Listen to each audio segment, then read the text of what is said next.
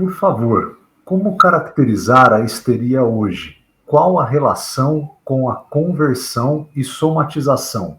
Qual a relação e diferença entre a histeria da época de Freud com a histeria caracterizada por desejosa,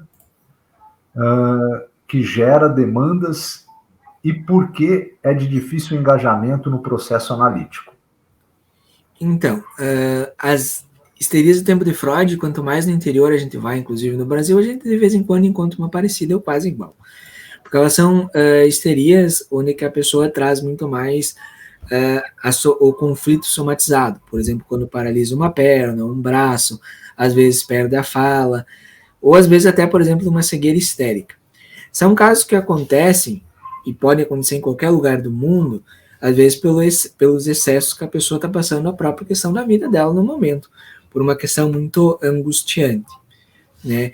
Era mais ou menos isso que caracterizava a histeria na época de Freud, que como resposta à angústia, o corpo somatizava e dava uma forma para que o conflito fosse evitado.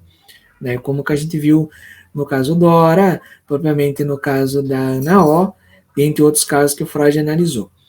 As de hoje, elas vão demonstrar muito mais na questão do desejo, no sentido de provocar o desejo no outro, e no sentido de não realizar, mas quase como mostrar assim, eu sou dono ou dona do teu desejo, porque ele é muito mais caracterizado no público feminino. Mas isso não quer dizer que tu vai realizar ele. É como justamente o caso em que a pessoa histérica seduz, mas não há relação sexual. Porque o desejo dela não está no ato, mas está no fato de mostrar que ela tem posse do teu desejo. E às vezes, muitas vezes, vem uma questão de como senhor e senhora de si mesmo, nessa questão, né, propriamente caracterizada da histeria de hoje. E eu não sei como é que isso se engaja na questão da dificuldade de tratamento desses pacientes, porque ela sempre vai ligar também com a dificuldade do analista, às vezes, de perceber as próprias questões do paciente, naquilo que ele manifesta nas mais diversas ordens.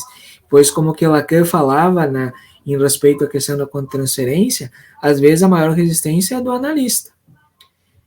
Vai chegar um tempo, pessoal, que provavelmente vocês vão ter aquele paciente que vocês não vão ter vontade de atender.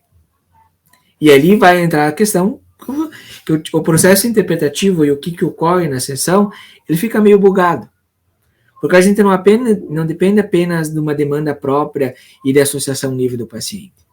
É preciso que haja o desejo do analista para que a análise continue, para que haja trabalho. E aí a gente está vendo das maiores dificuldades, né? Porque, claro que há dificuldade como em todo o trabalho, né? Mas a histeria, que ela dificultaria aqui, seria mais essa questão de sentimento de posse de si mesmo e a invariação ao que os outros têm a dizer sobre mim, que fica muito pesado sobre eles, né? Mas é uma questão sempre muito variável de cada caso, pois a histeria, assim como toda outra neurose ou campo da psicopatologia, não se manifesta de apenas uma forma, né?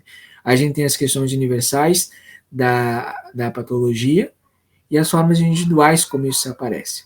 E mesmo as questões universais não são iguais para todos. Então, é sempre uma complexidade que a gente encontra de acordo com cada caso.